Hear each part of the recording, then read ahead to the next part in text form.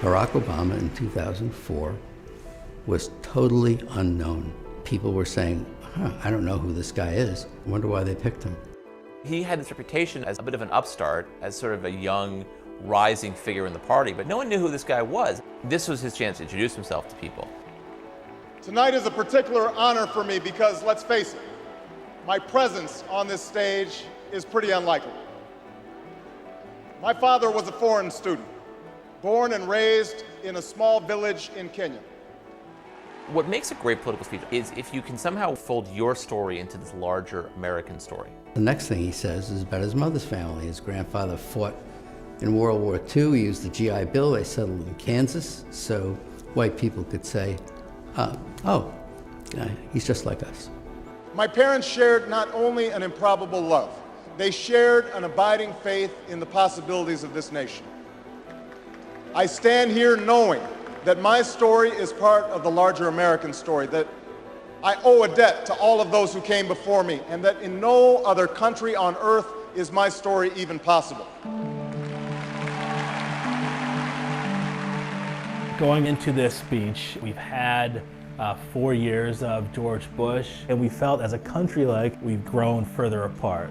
2004 was very much a divisive partisan race. Obama's speech is in some ways an antidote to that.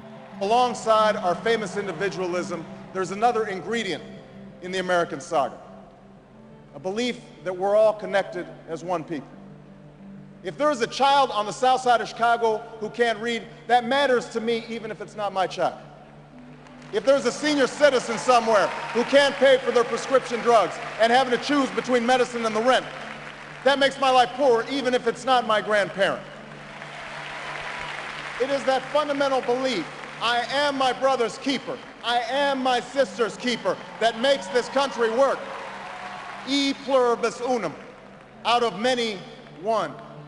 He gives a speech that presages his entire political message of 2008, which is this sort of post-partisan argument. Now, even as we speak, there are those who are preparing to divide us. The spin masters, the negative ad peddlers, who embrace the politics of anything goes. Well, I say to them tonight, there is not a liberal America and a conservative America. There is the United States of America. Obama was born with two great gifts. One is his mind, and the other is his ability to speak to large groups of people. There are three things that Obama does that really makes that speech effective. He wants concrete detail. He likes story. And he loves antithesis, the use of repetition and structure to show contrast. There is not a liberal America or a conservative America. There is one America. There is not a black America and a white America and Latino America and Asian America. There's the United States of America. The pundits like to slice and dice our country into red states and blue states, but I've got news for them too. We worship an awesome God in the blue states, and we don't like federal agents poking around in our libraries in the red states.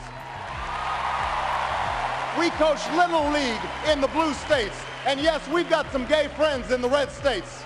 We are one people, all of us pledging allegiance to the Stars and Stripes, all of us defending the United States of America. The way he uses his hands, he actually points a lot and does a lot of this, and a lot of this, and a lot of that. In doing so, he gives off this sense of energy. I am new, I'm someone who is dynamic. And he doesn't do that so much anymore. He's a little more solemn and reserved when he gives speeches today, but I think it's more reflective of his office. In the end, that's what this election is about. Do we participate in a politics of cynicism, or do we participate in a politics of hope? It's the hope of slaves sitting around a fire singing freedom songs. The hope of immigrants setting out for distant shores. The hope of a young naval lieutenant bravely patrolling the Mekong Delta. The hope of a mill worker's son who dares to defy the odds. The hope of a skinny kid with a funny name who believes that America has a place for him too. Hope in the face of difficulty. Hope in the face of uncertainty. the audacity of hope. His appearance at that convention, which was the best speech of the convention, better than John Kerry's, was electrifying, and without it, he wouldn't be president. I think sincerity means a lot. There are people who, when they speak the truth as they see it, and they're very effective doing that. I believe this country will reclaim its promise, and out of this long political darkness, a brighter day will come. Thank you very much, everybody. God bless you.